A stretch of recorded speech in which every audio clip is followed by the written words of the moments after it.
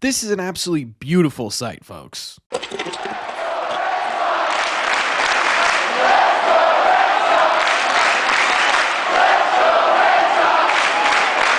What is going on, everybody? Welcome back to Red Seat Radio. My name is Corbin, and just yesterday, MLB Pipeline put out its updated list of 2024 prospects, and I gotta tell you, the Red Sox absolutely dominated. In fact, they made history for themselves in this latest update. So what we are going to do in today's video is we're gonna go over where each of the top Red Sox prospects rank among this list, why it's so important, and what it could mean for the future of this Red Sox team. Thank you all very much for clicking on this one. Let's get into it.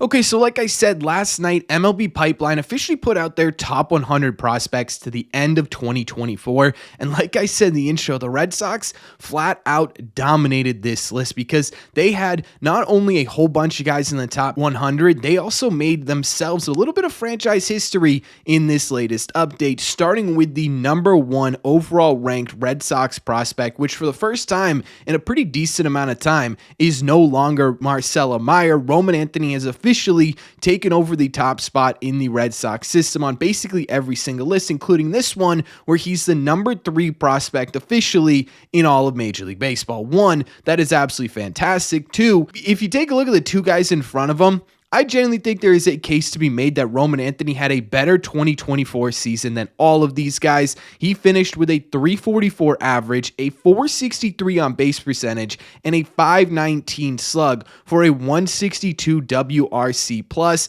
in 35 games at the AAA level, and he was walking as much as he was striking out, which were both at 18.9%. He had an incredible season. He has been skyrocketing up prospect rankings for the last year. Now he's sort of reached his peak a little bit. #1 in the country for Baseball America, #3 in the country for MLB Pipeline. But on top of that, for the Red Sox, which I believe is the first time in their franchise history since MLB Pipeline has come, at least it has been since 2011, the Red Sox also have two other players in the top 10 in the entire sport. That's absolutely fantastic. The second one is Marcelo Mayer, who is at #7, who I think a lot of Red Sox fans have just completely written off and want gone for, in my opinion, very small reasons. He's still an absolutely fantastic prospect. He finished his 2024 campaign with a .307 average, a .370 on base percentage, and a .480 slug in 77 games at the AA level for a .142 WRC plus. He also set a career high in doubles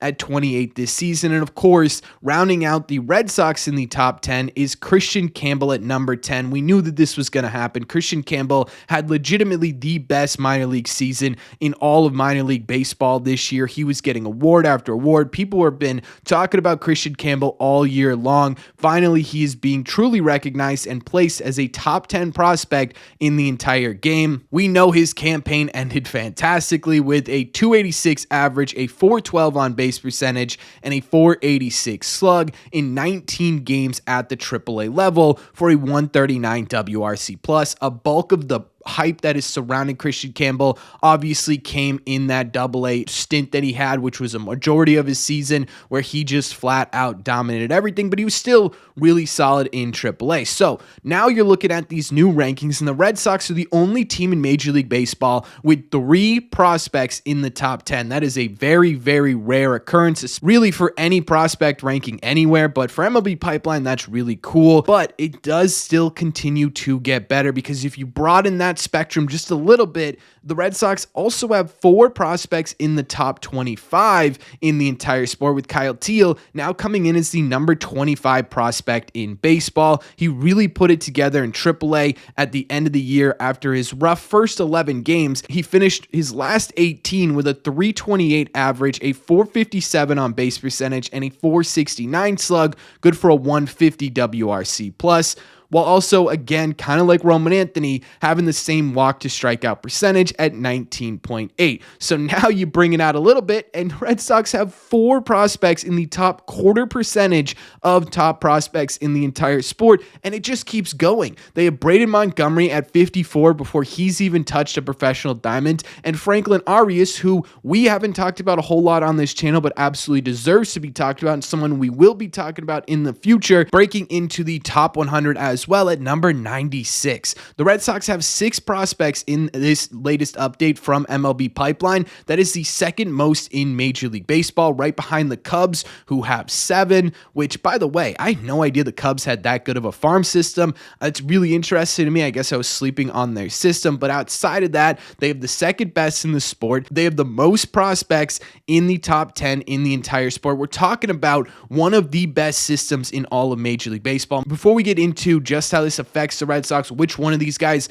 needs to be traded, which one of these guys has the biggest concerns, right? Before we start focusing on the potential negatives and how we need to move some of these guys, let's take a second and enjoy this. This is unbelievable. This doesn't happen very often. It is historic for the Red Sox. The last time the Red Sox had a really solid farm system was back right around 2016, 2017. This farm system probably beats that one. This is the best position the Red Sox have been in a very long time, and it's absolutely fantastic. These guys have worked their ass off all season long and are now being rewarded for that, and it's just unbelievable how good this Red Sox farm system has become. And it's not even just the fact that they've become really good. It's the fact that these guys aren't years. They aren't seasons away from Major League Baseball. These guys, these 3 top 10 people, these 4 top 25 people are now just months away from joining this Red Sox team, and that is something we've been waiting to hear for a very long time. It's unbelievably exciting. I understand that the Red Sox have been basically in every other facet wildly disappointing over these last 3 years, but what they have built in this farm system is absolutely something they deserve flowers for, and it's absolutely something that should be celebrated, because I don't think we talk about that enough, right? Everyone's immediate reaction to these guys being really good is, okay, what can we get for them? Or, okay, which one of them needs to go, right? I think we could just sit here for a second and appreciate just how awesome it is that the Red Sox have 3 top 10 prospects, 4 top 25 prospects, and 6 top 100 prospects in the sport, because that's not going to happen very often. Okay, so now that we've given it a second, let it breathe a little bit, let's get into what this could mean for the Red Sox. But before we do me a favor, make sure you guys have hit that subscribe button if you haven't already. If you're new here, we talk Red Sox content almost every single day. Also, make sure you guys have hit the like button on this video as well. It just simply helps it out a ton, and it's the best way to let me know you're enjoying the content. Thank you all very much for taking a second to do it. So let's get into the implications.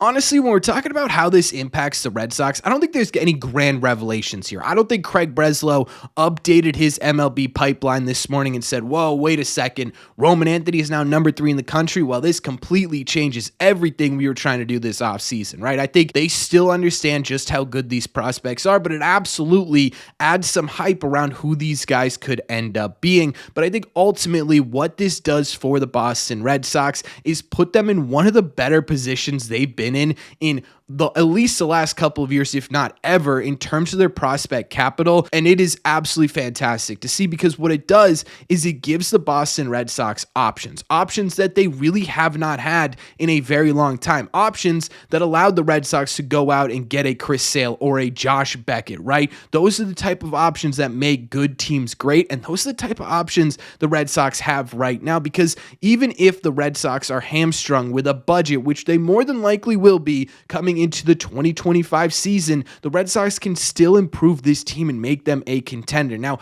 I've always been, and I continue to be, in the mindset of why don't we just try and trade from the overall depth on this roster, the sort of back end guys, the Hamiltons, the Sogards, the Valdezes, to try and make room for these potential superstars. But even if you can't do that, you can now utilize the potential superstardom that you are starting to really hype up here on a national level from especially these top 4, these top 5, these top 6 players, and go and get yourself something that truly improves this roster. And it totally changes the landscape of this offseason. I think that's a big reason why a lot of us here are excited to see what the Red Sox do, because I know there's a ton of problems with this front office, and I know a lot of people aren't expecting them to do anything crazy on the free agent market. But again, even if they aren't allowed to do that, or even if they don't do that, there's still a chance that the Red Sox make a big impact this offseason. offseason. It has a lot to do with how confident they can be in their ability to grow and develop position players, and more importantly, how confident in their ability that even if they were to trade some of these guys away, they still have other impact pieces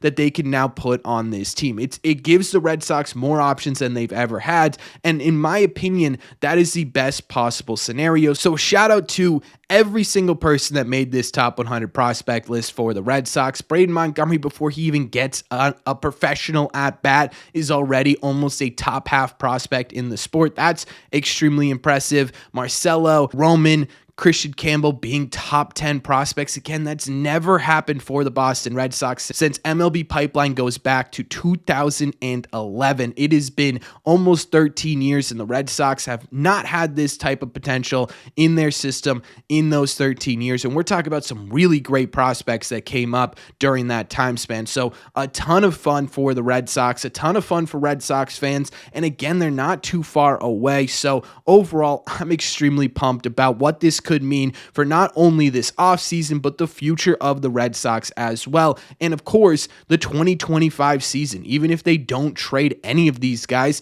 there's a good chance they all end up in the big league uniform by midway through 2025. And that is a ton of fun to think about, but that's just my opinion. So let me know in the comment section down below, what do you think about all this? What do you think about where the Red Sox prospects were ranked? Do you agree with those rankings? And what do you think those mean for the Red Sox going forward? Let me know all your thoughts in the comment section down below. As always, if you made it to the end of this video, do me a favor, make sure you guys have hit that subscribe button if you haven't already. If you're new here, we talk Red Sox content almost every single day. Also, make sure you guys have hit the like button on this video as well. It just simply helps out a ton, and it's the best way to let me know you're enjoying the content. Don't forget, if you want to listen instead of watch these episodes, all you got to do is head over to your favorite podcasting app and look up Red Seat Radio. Thank you all very much for clicking on this one, and I will see you in the Red Seats.